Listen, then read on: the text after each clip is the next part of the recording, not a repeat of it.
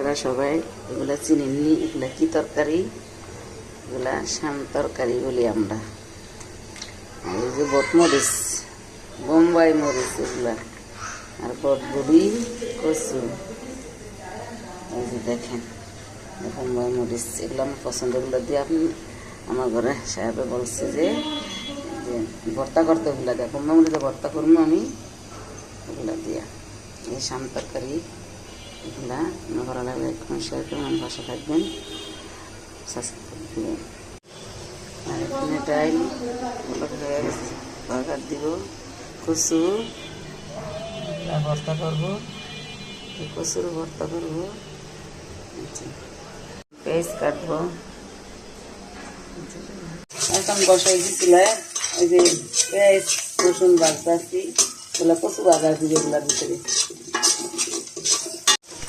এখন আদা রসুন বাটা দিতেছি, দিয়ে ভালোভাবে লাড়াচাড়া দিতেছি। তারপরে হয়ে গেলে হলুদ মরিচ দিব কষাইয়া, তারপরে কচুটা দিয়ে দিব।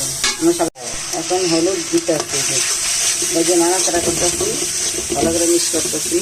মিক্স করার মরিচের গুঁড়োটা দিই। এখন মরিচের গুঁড়া দিচ্ছি, এই যে এখন ভালোভাবে নাড়াচাড়া করতেছি। ভালো লাগলে লাইক করুন, শেয়ার করবেন, ভালো থাকবেন। মশলাটা কষানো হয়ে গেছে, এখন একটু পানি দিব।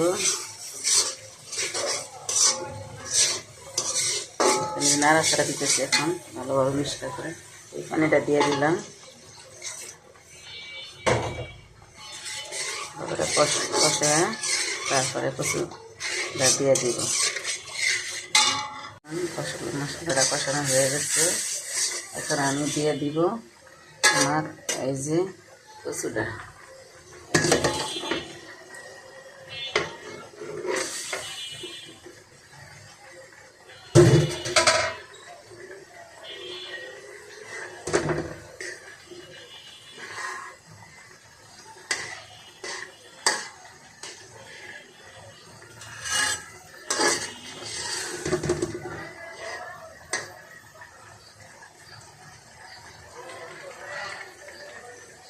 সিদ্ধ দিলাম, এই যে বললাম না চিনেন তো, এগুলো কি তরকারি?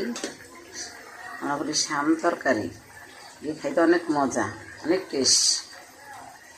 কালার হয়েছে মাশাল্লাহ, কচুটা অনেক সুন্দর কালার হয়েছে মাশাল্লাহ। এগুলো এমন মাশাল্লাহ কথা বলতে হয়, অনেক সুন্দর হয়েছে। এখন দেখেন আমার হয়ে গেছে, এখন নামে ফেলবো। একটু বাজা বাজা হইব, বাজা বাজা দিয়ে তেল দিয়ে কেটে ফেলাম।